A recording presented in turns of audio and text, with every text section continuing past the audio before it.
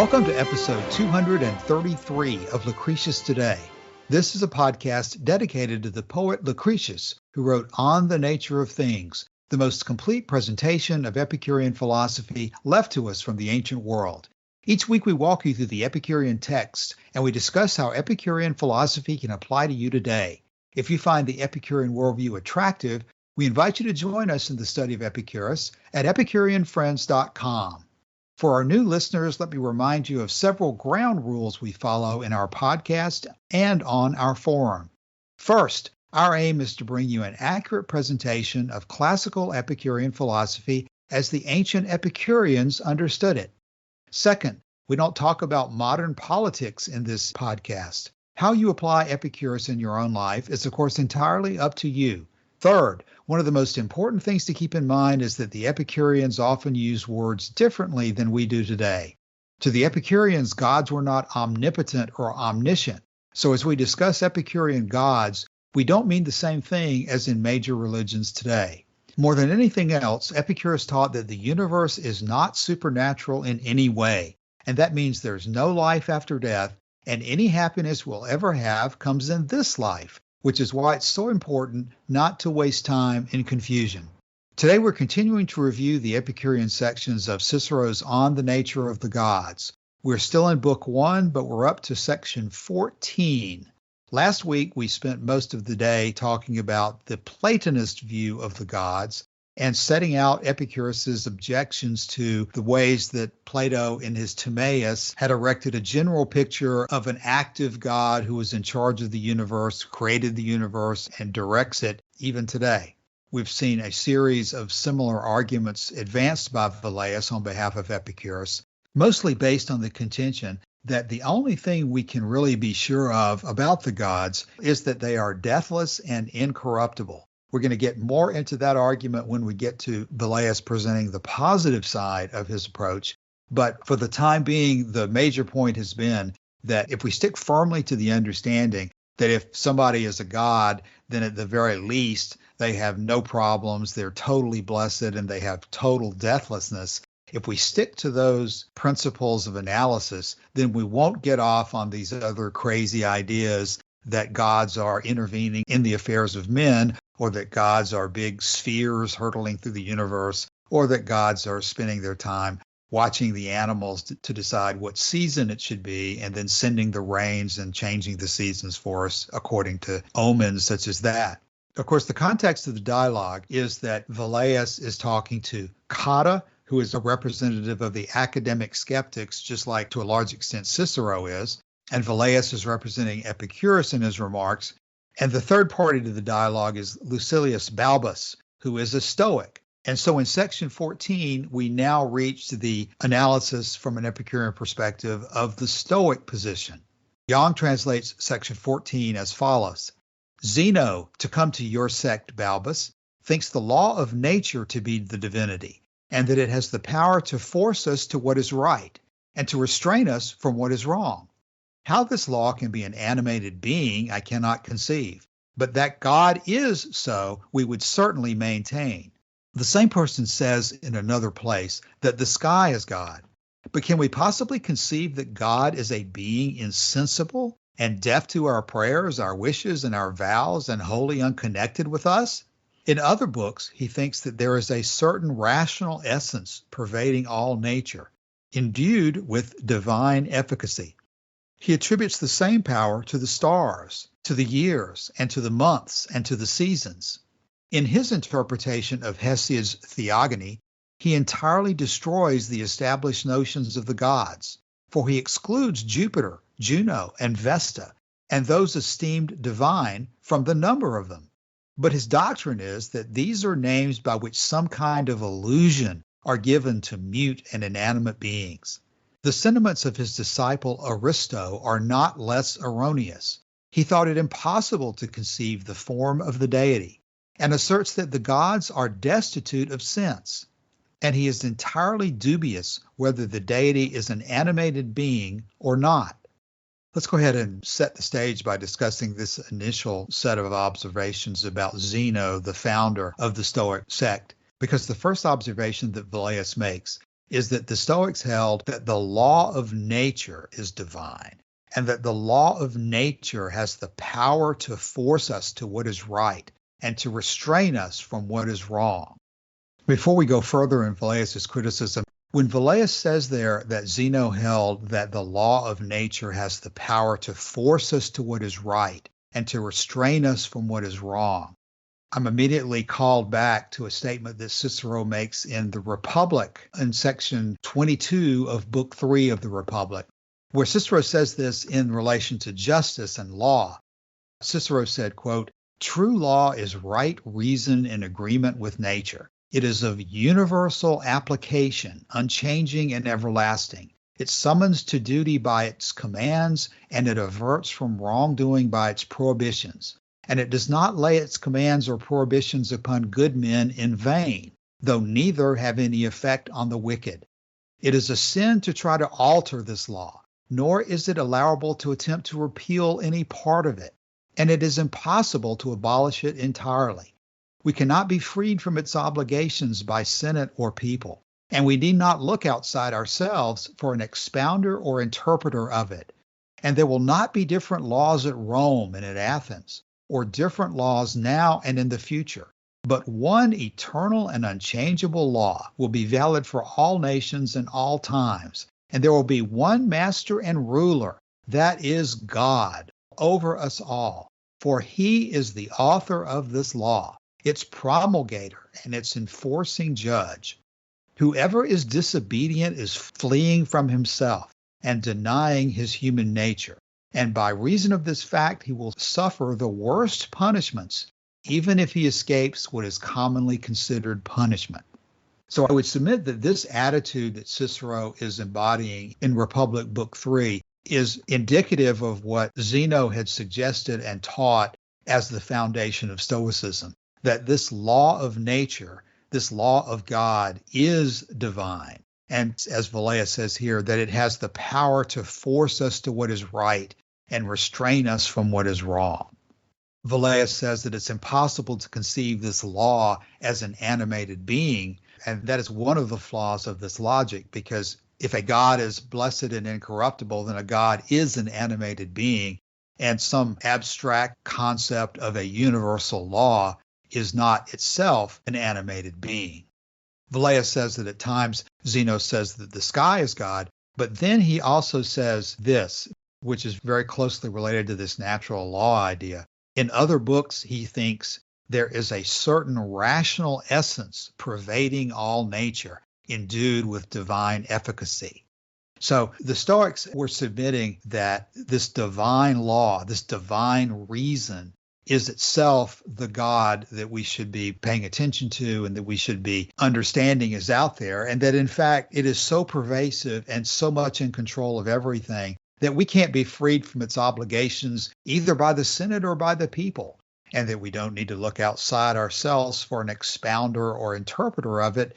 And it'll always be the same, no matter what city you're in, no matter what geographic area. It'll always be the same, no matter what time you're in, both now and in the future. But it's one eternal and unchangeable law and one master, which is God over us all. That'd be very nice, perhaps, if there were evidence to support that. But Velleius and the Epicureans don't see the universe that way at all. So let me review what we've gone over so far, Cassius. In section 14, it says this in the Young translation: Zeno, to come to your sect, Balbus, thinks the law of nature to be the divinity, and that it has the power to force us to what is right and to restrain us from what is wrong. How this law can be an animate being, I cannot conceive, but that God is so, we would certainly maintain. So let me take first this issue of whether God is an animate being, and then we'll take up this issue of natural law.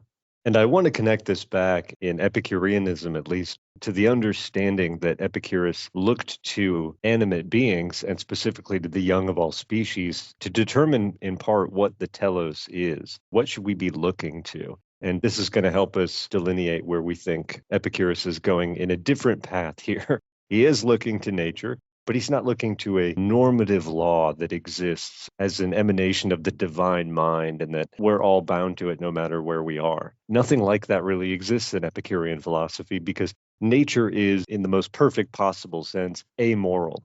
All questions of morality are relevant to mankind, but irrelevant in nature because nature doesn't have a mind.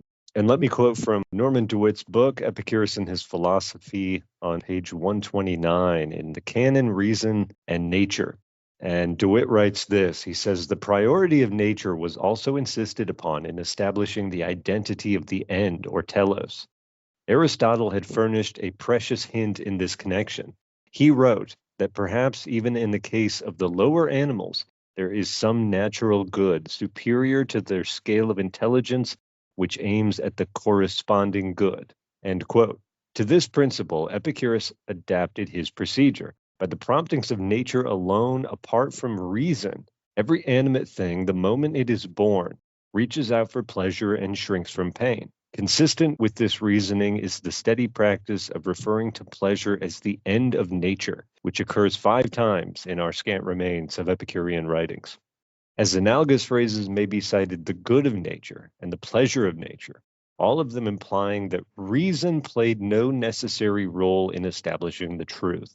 This is crucial, I think, in Epicurean philosophy to understand that there is no natural reason, natural law, natural order that tells us how things are supposed to work. As humans, we look to the young of all species in order to understand pleasure and the pursuit of pleasure in the most natural state.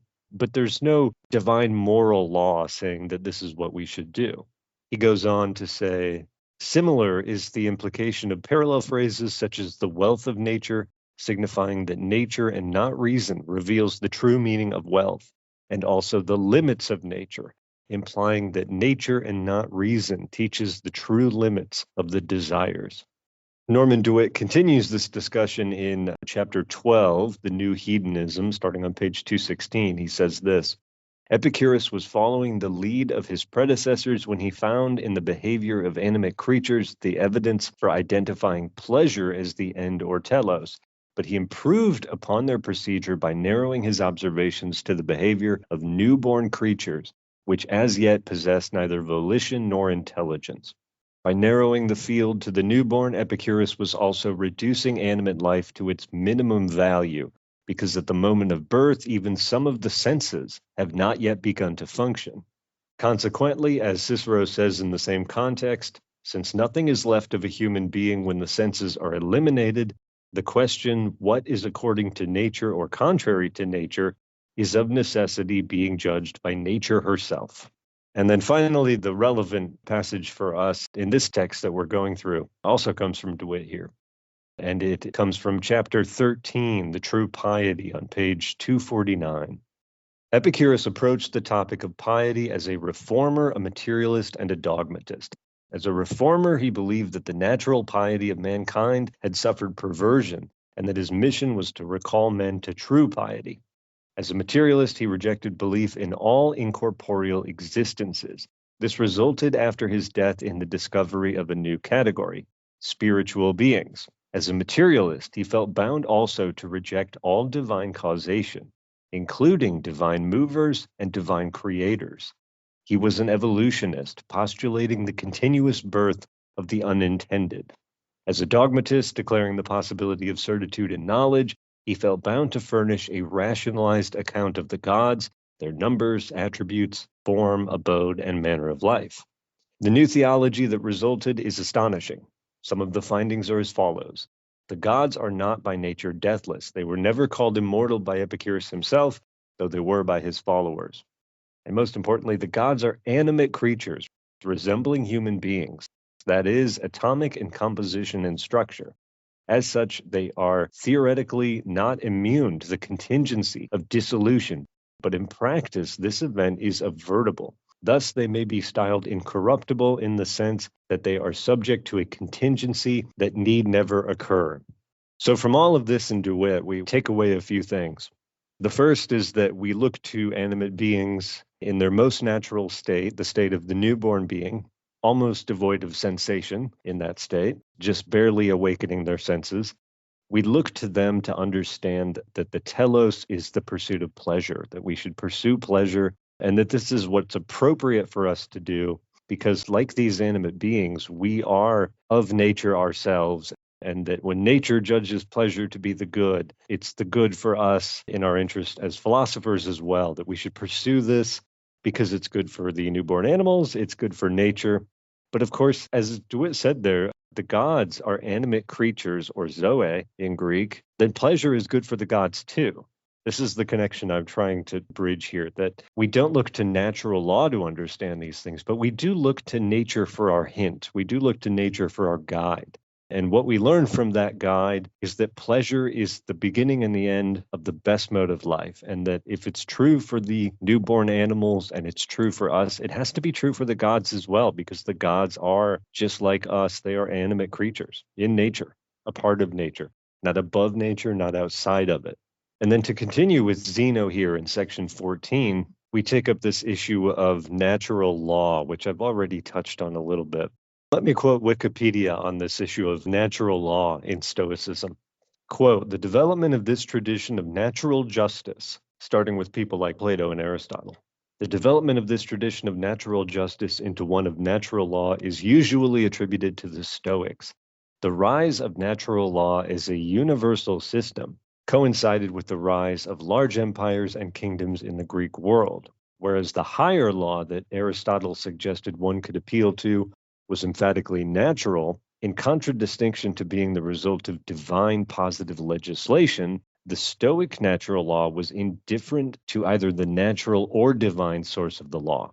The Stoics asserted the existence of a rational and purposeful order to the universe, a divine or eternal law, and the means by which a rational being lived in accordance with this order was the natural law, which inspired actions that accorded with virtue."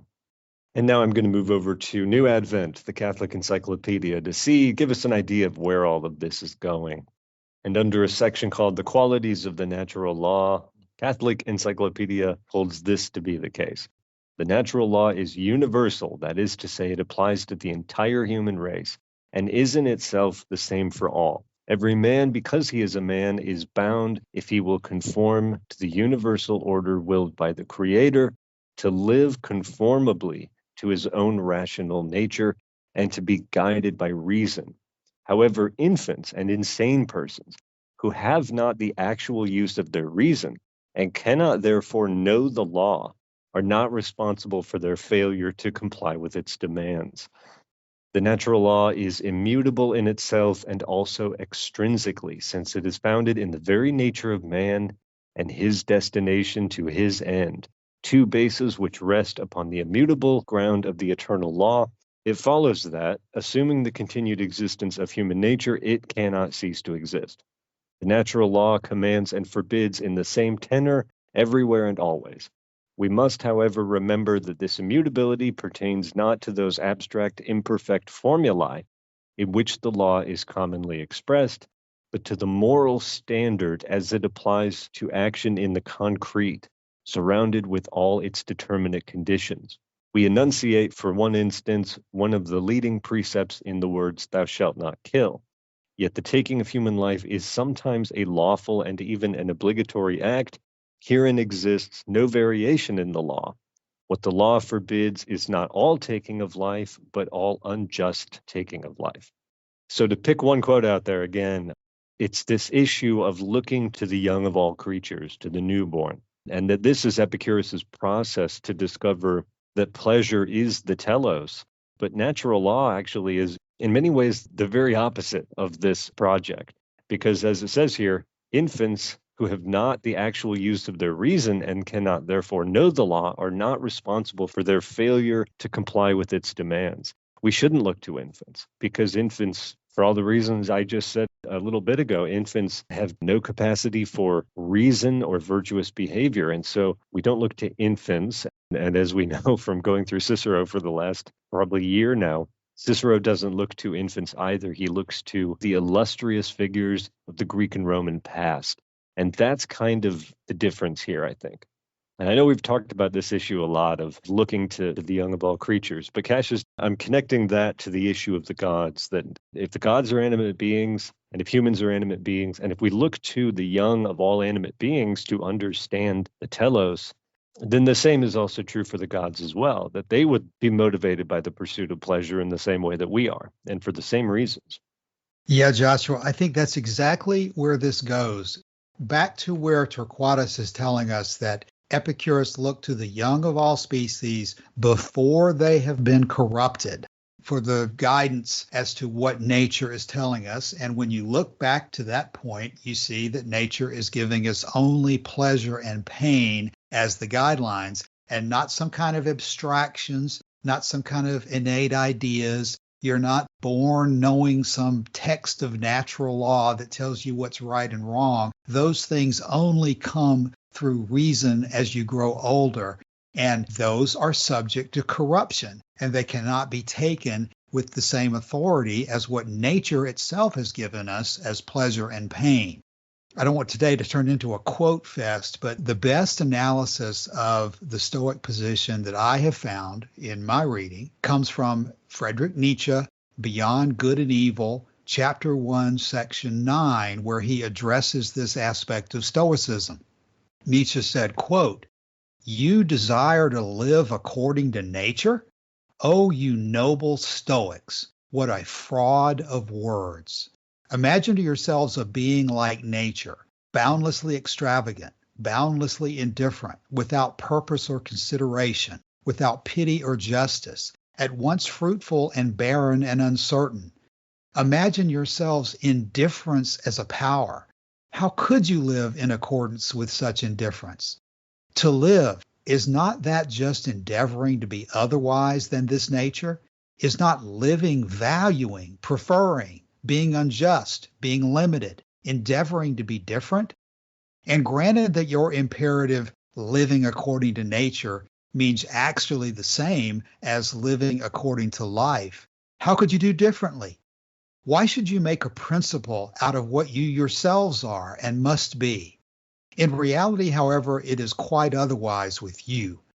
While you pretend to read with rapture the canon of your law and nature, you want something quite the contrary, you extraordinary stage players and self-deluders. In your pride, you wish to dictate your morals and ideals to nature herself, and to incorporate them therein. You insist that it shall be nature according to the Stoa, and would like everything to be made after your own image, as a vast eternal glorification and generalism of Stoicism. With all your love for truth, you have forced yourselves so long, so persistently, and with such hypnotic rigidity to see nature falsely, that is to say, stoically, that you are no longer able to see it otherwise. And to crown it all, some unfathomable superciliousness gives you the bedlamite hope that because you are able to tyrannize over yourselves, Stoicism is self-tyranny, nature will also allow herself to be tyrannized over. Is not the Stoic a part of nature?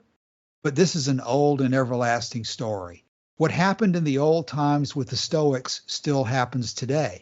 As soon as ever a philosophy begins to believe in itself, it always creates the world in its own image. It cannot do otherwise. Philosophy is this tyrannical impulse itself, the most spiritual will to power, the will to creation of the world, the will to the causa prima.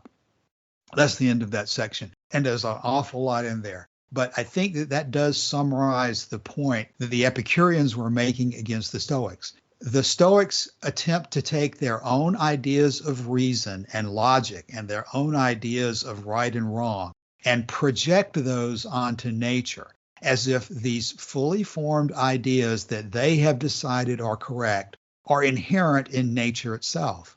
When Epicurus has properly pointed out that the only thing that's inherent in nature herself that she's given all living beings to guide by is the faculty of pleasure and pain.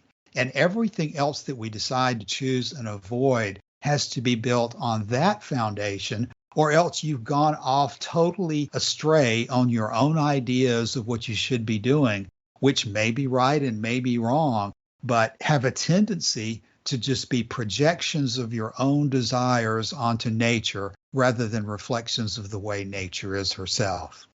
So the introduction you've given there, Joshua, is exactly correct. This idea that we can look to nature and read these fully formed moral ideals that are going to be the same in Rome and Athens and Jerusalem and New York and Moscow, that are going to be the same 2,000 years ago and the same today. All of that is, as Nietzsche's saying, it's superciliousness, it's tyranny, it's an attempt to dictate to nature what we think is correct and ask nature to follow that, rather than for us to look to nature and follow the lead that nature herself has given.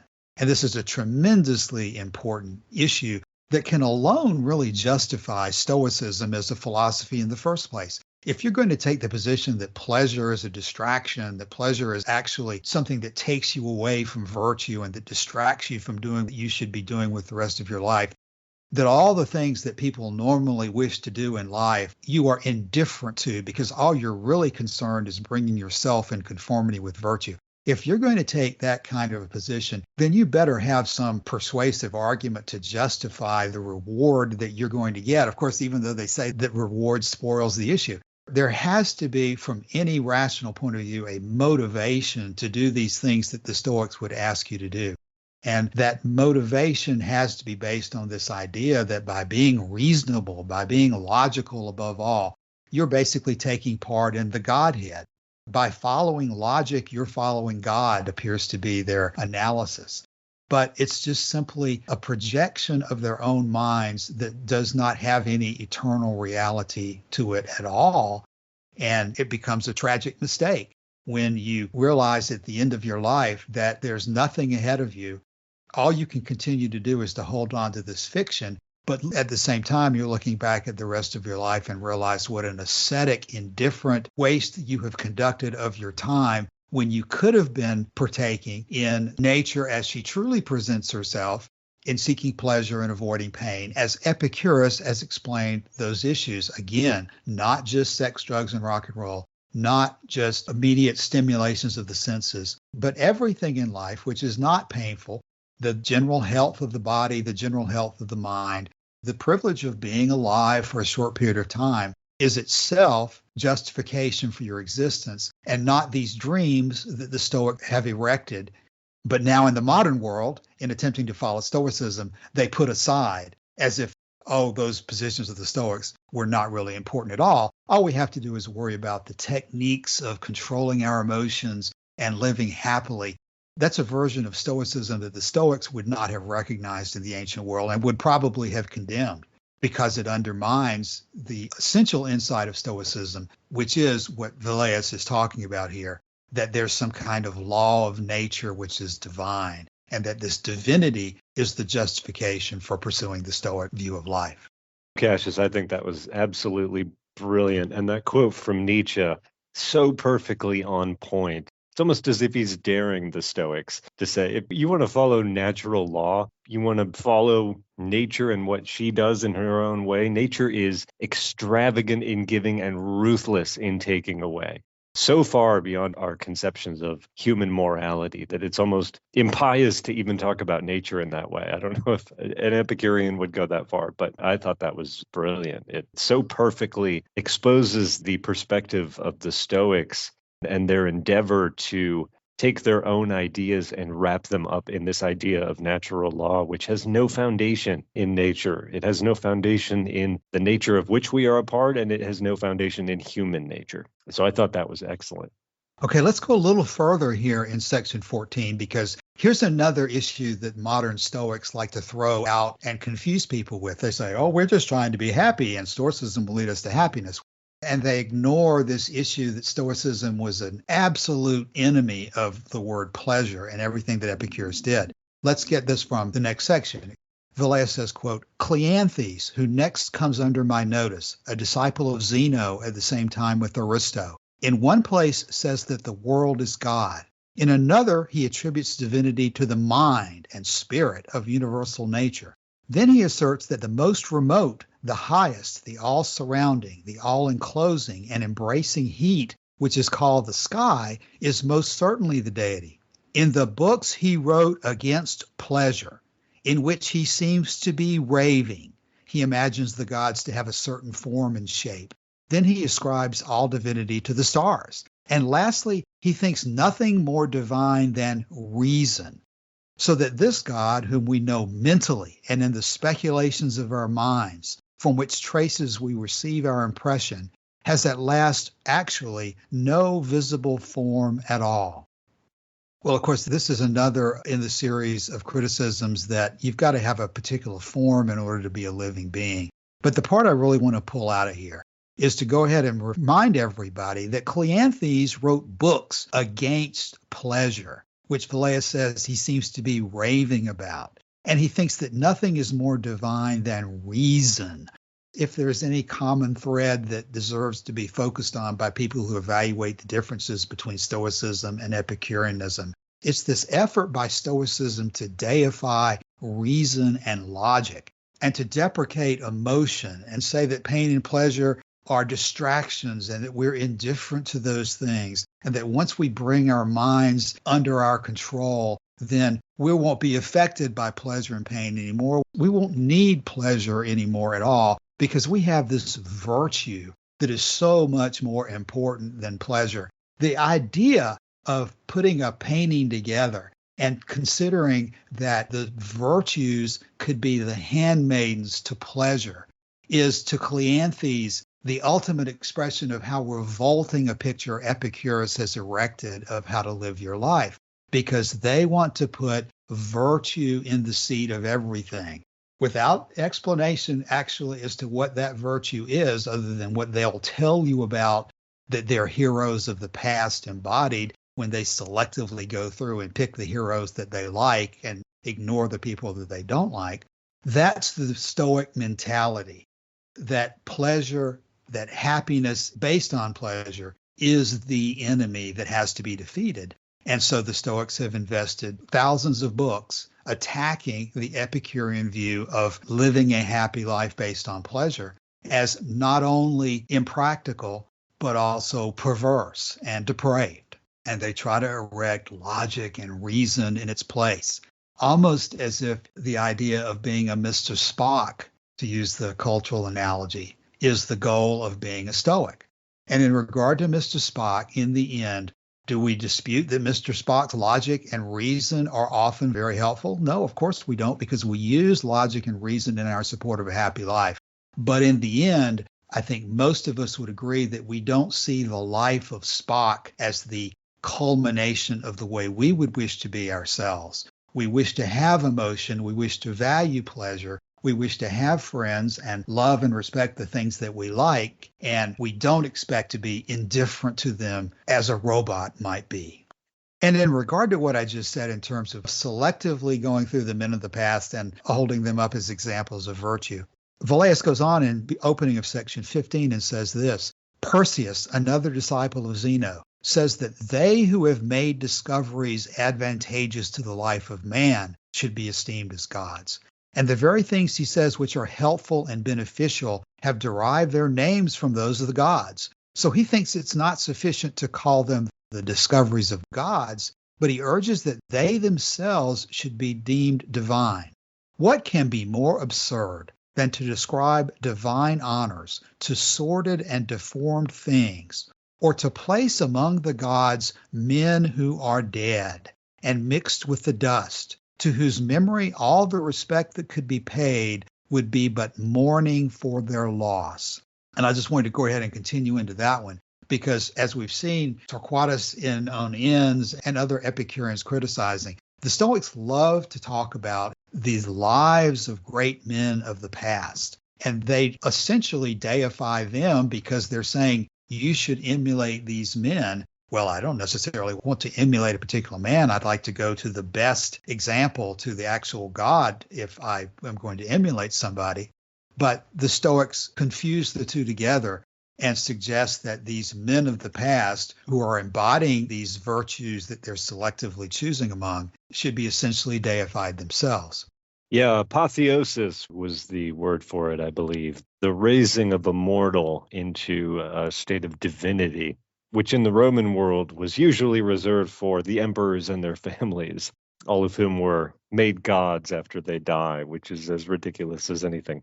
Let me, Cassius, go back to Plato's dialogue Philebus and see if I can pull anything out here that is of significance for us as we go through Velleius's arguments against Stoicism, because while the two positions I think are quite different, there's a lot of commonality to them. And one of the things that I think I've gradually understood as we've been doing this podcast is that from the vantage point of the 21st century, it's very easy to think that Stoicism was the greatest rival of Epicureanism. But a lot of what Epicurus was actually writing was in response to things that Plato were saying that he thought were ludicrous. And so I think it's always important to go back and to take in that additional context here, because to a large extent, it's exactly the same questions. In this particular passage, Socrates takes up the argument. He says, "Very good, let us begin then, Protarchus, by asking a question." And Protarchus responds, "What question?" Socrates says, "Whether all this which they call the universe is left to the guidance of unreason and chance merely, or on the contrary, as our fathers have declared, ordered and governed by a marvelous intelligence and wisdom. Wide asunder are the two assertions, illustrious Socrates, for that which you were just now saying to me appears to be blasphemy. It's blasphemy to say that the universe is left to the guidance of unreason and chance. But the other assertion, that mind orders all things, is worthy of the aspect of the world, and of the sun, and of the moon, and of the stars, and of the whole circle of the heavens, and never will I say or think otherwise." Okay, so let's turn to the final part of section 15 today and deal with Chrysippus, who was one of the most influential Stoics of the ancient world. Velleius says this: "Chrysippus, who is looked upon as the most subtle interpreter of the dreams of the Stoics, has mustered up a numerous band of unknown gods, so unknown that we are not able to form any idea about them, though our mind seems capable of framing any image to itself in its thoughts. For he says that the divine power is placed in reason and in the spirit and mind of universal nature, that the world, with a universal effusion of its spirit, is God, that the superior part of that spirit, which is the mind and reason, is the great principle of nature, containing and preserving the chain of all things, that the divinity is the power of fate and the necessity of future events. He deifies fire also, and what I before called the ethereal spirit, and those elements which naturally proceed from it, water, earth, and air. He attributes divinity to the sun, moon, stars, and universal space, the grand container of all things, and to those men likewise who have obtained immortality. He maintains the sky to be what men call Jupiter, the air which pervades the sea to be Neptune, and the earth, Ceres. In like manner, he goes through the names of the other deities. He says that Jupiter is that immutable and eternal law which guides and directs us in our manners. And this he calls fatal necessity, the everlasting verity of future events. But none of these are such a nature as to seem to carry any indication of divine virtue in them. These are the doctrines contained in his first book of the nature of the gods. In the second, he endeavors to accommodate the fables of Orpheus, Musaeus, Hesiod, and Homer to what he has advanced in the first, in order that the most ancient poets who never dreamed of these things may seem to have been Stoics. Diogenes the Babylonian was a follower of the doctrine of Chrysippus, and in that book which he wrote entitled A Treatise Concerning Minerva, he separates the account of Jupiter's bringing forth and the birth of that virgin from the fabulous and reduces it to a natural construction. Okay, this will be the last section we discuss in today's episode, but there's several important things that are going on here. And one of the ones I'd comment on first is that what Velleius is saying is that the Stoics are, as many religious people do today, attempt to adopt prior works as their own and to defend these prior works by saying that, well, you shouldn't take them literally, but let's just take them figuratively. that the true divinity within them is not the specific statement about a particular person at a particular time in a particular place, but the story that's being conveyed behind it. That if we just look behind the words, we can see that Homer, when he's writing his poems, that Hesiod, that Orpheus, that the other great writers of the ancient past, they were not just on the face of it writing down history and telling you facts. They were really in tune with, and essentially Stoics themselves, embodying in their work this natural divine law, which we as the modern Stoics are able to tell you was hiding in the pages of these stories all the way along. And that all you have to do is reconcile these stories that are otherwise virtually impossible to believe and take them as fables that contain a grain of moral truth to them that makes them worthy of us following.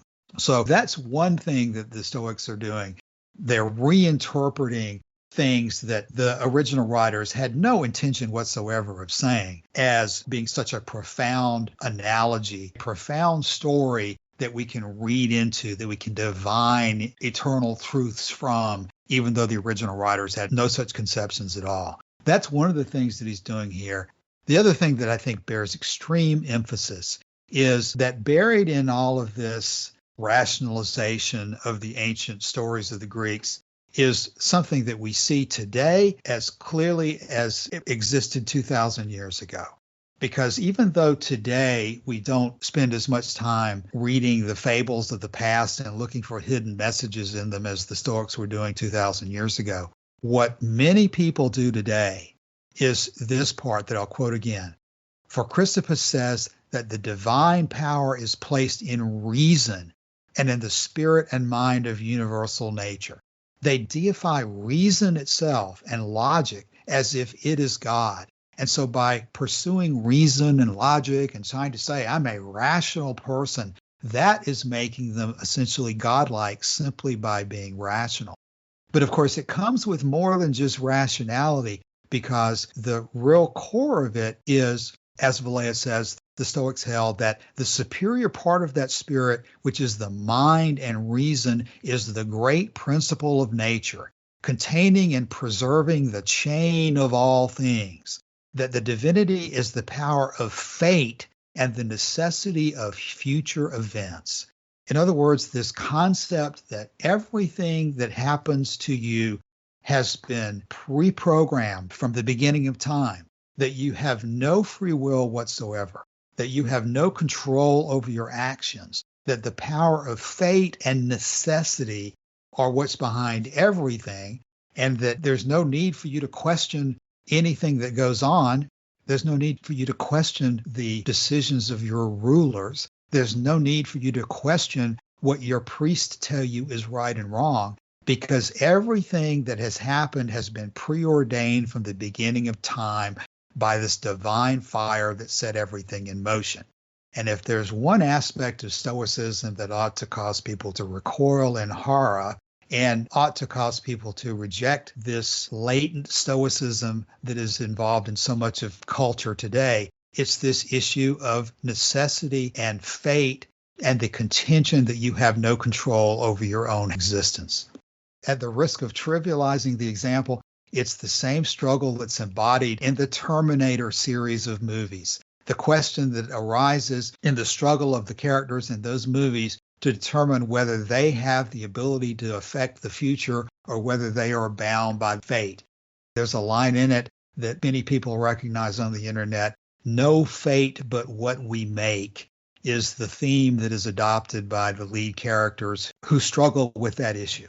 And that is the issue behind Stoicism that everyone needs to struggle with. Are you a prisoner of fate, or do you have the ability to affect your future? If you have no ability to affect your future, then you're just an amused bystander to life, because you can't change anything that happens to you. It was all sent by God, ordained by the universe, and you're just being petty if you don't accept everything that happens to you as a part of divine fate. That's not the position of Epicurus. And earlier in the podcast, Joshua said he was not sure whether some of the material that we're quoting here, the Epicureans would have considered blasphemous or not. But Epicurus clearly held that this issue of determinism, necessity, and fate are incredibly important and have to be thought through because they simply are not true. They are part of what Nietzsche is referring to as the fraud of words of Stoicism. So regarding this issue of free will, I have two quotes I want to use. The first of them comes from Epicurus's letter to Menoikeus near the end, and the second one comes from Book 2 in Lucretius's poem. Epicurus starts, he says, so looking at the letter to Menoikeus first, Epicurus starts this way, quote, "Who then is superior in your judgment to such a person? He holds a holy belief concerning the gods, and is altogether free from the fear of death. He has diligently considered the end fixed by nature, and understands how easily the limit of good things can be reached and attained, and how either the duration or the intensity of evils is but slight. Destiny, which some introduce as sovereign over all things, he laughs to scorn, affirming rather that some things happen of necessity, others by chance, others through our own agency. For he sees that necessity destroys responsibility, and that chance or fortune is inconstant, whereas our own actions are free, and it is to them that praise and blame naturally attach. It were better, indeed, to accept the legends of the gods than to bow beneath destiny or fate, which the natural philosophers have imposed. The one holds out some faint hope that we may escape if we honor the gods, while the necessity of the naturalists is deaf to all entreaties. Nor does he hold chance to be a god, as the world in general does, for in the acts of a god there is no disorder, nor to be a cause, though an uncertain one. For he believes that no good or evil is dispensed by chance to people so as to make life happy, though it supplies the starting point of great good and great evil. He believes that the misfortune of the wise is better than the prosperity of the fool. It is better, in short, that what is well judged in action should not owe its successful issue to the aid of chance, or we should say to the aid of fate or destiny or fortune. Now turning to Lucretius in Book 2, and I'm reading from the Rolfe Humphreys translation, says this, quote, "If cause forever follows after cause in infinite, undeviating sequence, and a new motion always has to come out of an old one by fixed law, if atoms do not by swerving cause new moves which break the laws of fate, if cause forever follows in infinite sequence cause, where would we get this free will that we have, wrested from fate, by which we go ahead, each one of us, wherever our pleasures urge? Don't we also swerve at no fixed time or place, but as our purpose directs us? There's no doubt each man's will initiates action, and this prompting stirs our limbs to movement. When the gates fly open, no racehorse breaks as quickly as he wants to, for the whole body of matter must be roused, inspired to follow what the mind desires." So the Epicurean response to the Stoic claim that fate is the shadow that hangs over every moment of our life is to say that it would be better to believe in the fables that we were talking about a little bit ago. It would be better to believe in these old stories of Homer and Hesiod and so forth than to believe in this, even though we know they're not true. Yeah, Joshua, those quotes from Lucretius and from Epicurus's letter are right on point. It's an absolutely central aspect of Epicurean philosophy and ought to be a central aspect of anybody's philosophy, no matter what direction they come from. They have to ask this question of, do we have any kind of control over our existence at all? Or is everything preordained and outside of our ability to control? In which case, we have no reason to take any actions or try to change our course whatsoever, because everything that happens to us was intended to happen. And if you end up taking that position, which is embedded at the heart of Stoicism, then you're going to become a passive citizen, just as Plato was, and the Stoics are going in that direction, which is the goal of their philosophy and the reason for their philosophy in the first place. Everybody has the choice of looking to nature in the way that Epicurus did, in looking to the young of all species before they are corrupted by false thoughts and opinions and mistakes and illusions, Or they can adopt the Stoic way of pursuing what Velleius calls the dreams of the Stoics, projecting their own desires onto nature rather than looking at what nature has specifically given to us. Okay, we are coming to the end of our episode today. Let's go ahead and take stock of where we've been. We'll come back next week, starting with section 16, and we will finally be getting into the Epicurean position as Velleius presents it. So, with that, any final thoughts for today, Joshua? I think you're right, Cassius, to say that fate as an aspect of Stoicism is hugely problematic for Epicurus, and probably even more so than virtue seeking, probably even more so than natural law, although all these things are linked, I think. It's this issue of fate, that philosophy, that studying these things may not even be useful to us because we're destined to do what we're destined to do, that things are going to happen the way they're going to happen, and we have no say over this. And it makes me think of one of the interlocking arguments here from the Greek world. The interlocking argument with the idea that the future is known is that there are people who can predict it. And we have a letter from Lucian of Samosata that is directly on point to this question of whether the future has already been laid out and people just have to go to the oracle to learn what their future holds. And Lucian says this, referring to the prophet. He says, he had a wide circle of influential friends to whom he communicated the news brought by his successive messengers, not without additional touches of his own. All of Rome was full of his tales. There was quite a commotion, the gentlemen of the court being much fluttered, and at once taking measure to learn something of their own fate. The prophet gave all who came a hearty welcome, gained their goodwill by hospitality and costly gifts, and sent them off ready not merely to report his answers, but to sing the praises of the god and to invent miraculous tales of the shrine and its guardian. And in response to the Epicureans, the course that Alexander the prophet took is also laid out by Lucian in the letter. He says this, the prosperity of the oracle is perhaps not so wonderful when one learns what sensible, intelligent questions were in fashion with its votaries. Well, it was war to the knife between him and Epicurus, and no wonder. What fitter enemy for a charlatan who patronized miracles and hated truth than the thinker who had grasped the nature of things and was in solitary possession of that truth? As for the Platonists, the Stoics, the Pythagoreans, they were his good friends. He had no quarrel with them. But the unmitigated Epicurus, as he used to call him, could not but be hateful to him, treating all such pretensions as absurd and puerile. Alexander consequently loathed a mistress beyond all the cities of Pontus, knowing what a number of Lepidus's friends and others like-minded it contained. He would not give oracles to Amastrians, and in one oracle given to a man named Sacerdos, Alexander said this, shun Lepidus, an evil fate awaits him, because Lepidus was an Epicurean. Lucian says, as I have said, Alexander was much afraid of Epicurus and the solvent action of his logic on imposture.